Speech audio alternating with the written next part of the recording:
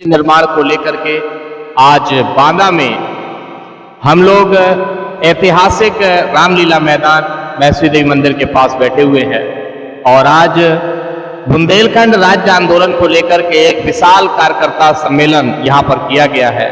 तो ये एक ऐतिहासिक धरोहर है बुंदेलखंड की, जनपद बांदा, जो कि बांदा कमिश्नरेट है और बुंदेलखंड का वो ऐतिहासिक क्षेत्र, यहाँ पास में नवाब टैंक और यहीं पासाई में आप देखेंगे तो भूरागढ़ का वो प्राचीन दुर्ग है जो बुंदेलखंड के जनपद बांदा की शोभा को बढ़ाता है। आज हमारे बीच में यहाँ पर सभी जो साथी बैठे हुए हैं, सभी क्रांतिकारी साथी हैं और बुंदेलखंड के लिए लगातार संघर्ष कर रहे हैं। तो आज इस आंदोलन के माध्यम से हम लोगों ने ये देखा है कि बुंदेलखंड के राज्य की लड़ाई को कैसे मजबूत करें, क्योंकि भविष्य में बुंदेलखंड के लिए और बेहद बड़े आंदोलन होने हैं। तो हमारे बीच में यहाँ पर सभी लोग बैठे हैं, तो ये आंदोलन बेहद महत्वपूर्ण हो जाता है उस वक्त जब आंदोलन तीव्र गति से बढ़ रहा हो। और एक सबसे बड़ी चीज कि युवाओं में एक बेहद जागरूकता भी आ रही है और साथ ही यहाँ पर लोगों को भी जागरूक होने का अवसर प्राप्त हो रहा है। तो मेरे बीच में बैठे हुए यहाँ पर श्री बलराम तिवारी जी, जो किसान यूनियन के बांदा के वरिष्ठ कार्यकर्ता और पदाधिकारी है और निश्चित तौर पर किसानों से जुड़े आंदोलनों में सक्रिय भूमिका भी रहती है। और आज बुंदेलखंड के इस आंदोलन में ऐसे मिल करके निश्चित तौर पर हमको भी एक बड़ी ऊर्जा मिली है, ताकि आगे आने वाले समय में हम भी युवाओं पे एक नई ऊर्जा उत्पन्न करने का काम कर सके। आदरणीय श्री बलराम तिवारी जी, जैसा कि आज बुंदेलखंड के इस आंदोलन में हम जनपद हमीरपुर से चल करके आए हैं, पूर्व में मुझे याद है उस वाकया जब आपका आंदोलन बिलगांव में हो रहा था और आपने सड़क जाम की थी और मैं भी उस समय वहां से निकला था और आपके आंदोलन में सम्मिलित हुआ था, लेकिन उस समय आपसे हमारी भेंट नहीं हो पाई थी। लेकिन आज भेंट हुई, बड़ा अच्छा लगा। तो बुंदेलखंड राज्य आंदोलन को लेकर के क्या सोचते हैं आप? हम लोगों का एक गौरव का विषय है कि जो आज बुंदेलखंड के लिए हम लोग संघर्ष कर रहे हैं। हमारा तो जीवन संघर्ष के लिए हमेशा तैयार रहा, चाहे भारतीय किसान यूनियन के माध्यम से हो, चाहे बुंदेलखंड राज्य बनाओ के माध्यम से हो, बुंदेलखंड संघर्ष समिति के माध्यम से हो। हम लोग तो ये जानते हैं कि जब तक संघर्ष नहीं होगा तब तक न्याय मिलने वाला नहीं है। संघर्ष से ही न्याय का रास्ता खुलता है और संघर्ष से ही हमें हमेशा रास्ता मिला है और हमारे हक जो मिलता है हमें तो संघर्ष से ही मिलता है। तो संघर्ष की कहानी इतिहास गवाह है कि जब जब संघर्ष हुआ है तब तब जितने भी नेता हैं ये हिले हैं और हमारी मांगों को माना है। आप लोग विचार करिए कि जब किसानों की बात मोदी सरकार ने नहीं मानी और 17 महीने जब किसान डट गए, पूरे देश का किसान आंदोलित हो गया, तो इस सरकार को झुकना पड़ा, किसानों से माफी मांगनी पड़ी। तो आज बुंदेलखंड के लिए जो हम लोग आंदोलन कर रहे हैं, इस आंदोलन को निश्चित तौर पर जब जनमानस का आंदोलन बन जाएगा तो सरकार को बुंदेलखंड राज्य अलग बनाने के लिए हमें लखनऊ और दिल्ली नहीं जाना पड़ेगा।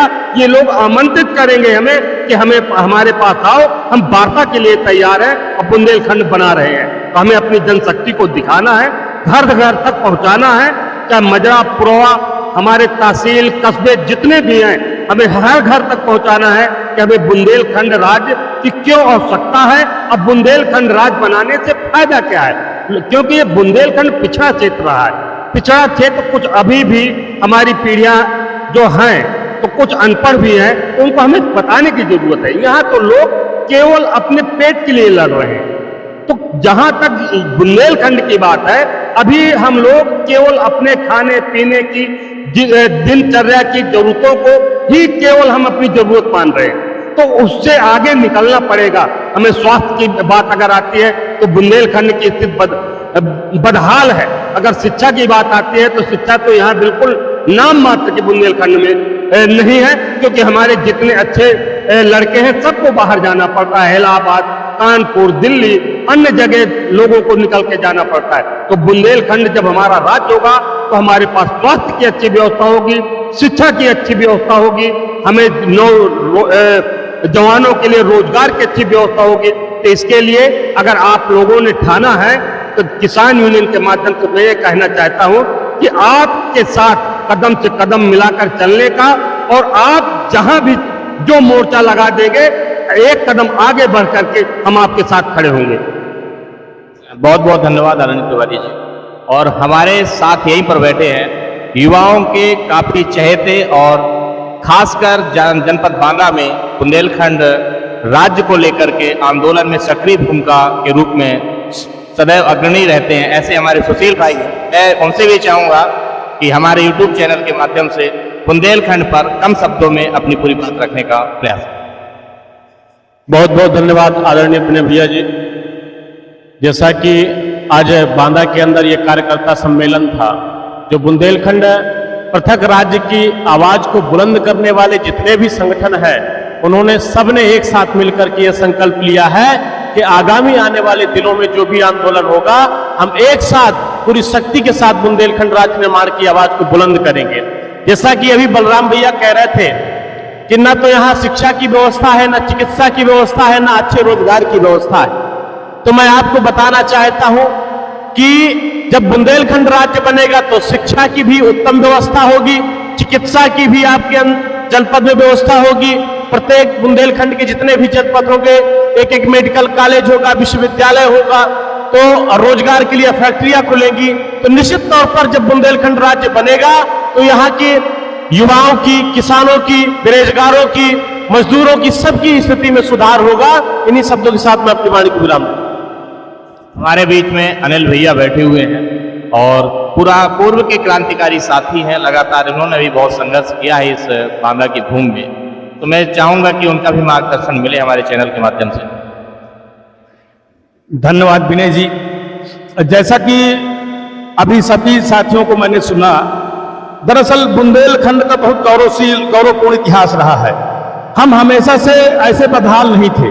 मुझे अपने बाबा के जमाने का याद है, जब गोरखपुर से लकड़ी के कारीगर आके हमारे घरों के दरवाजे यहीं रहकर बनाया करते थे, तो इसका मतलब हम गौरवपूर्ण थे।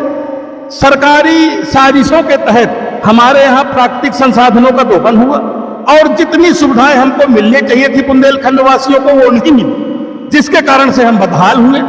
और मैं, जैसा हमारे साथी बलराम तिवारी जी कह रहे थे कि जन जन की आवाज जब हम बनाएंगे इसको बुंदेलखंड राज्य निर्माण को, और जन जन की आवाज बनाने के लिए हमें कहीं ना कहीं सारे संगठनों को एक रास्ते से, एक नीतियों पर और एक ही साथ बिगुल फूंकना पड़ेगा। सरकार ऐसे नहीं चेतती बगैर संघर्ष के, बिल्कुल ऐसा बलराम जी कह रहे थे, सरकारें बगैर संघर्ष के चेतती ही नहीं। अगर ऐसे चेतती होती, दरअसल ये सरकारी कर्मचारी लगातार सरकारों को गुमराह करते हैं।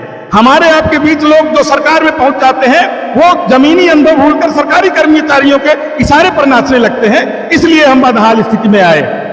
तो मैं यही कहना चाहूंगा कि बुंदेलखंड राज्य निर्माण की आवाज को जन जन की आवाज बनाते हुए जहां भी मेरे सहयोग की अपेक्षा होगी, सारे संगठनों की, व्यक्तिगत तौर पर अपने साथियों के साथ तन मन धन से मैं इस आंदोलन को पूर्ण सहयोग प्रदान करता हूं। बहुत बहुत धन्यवाद।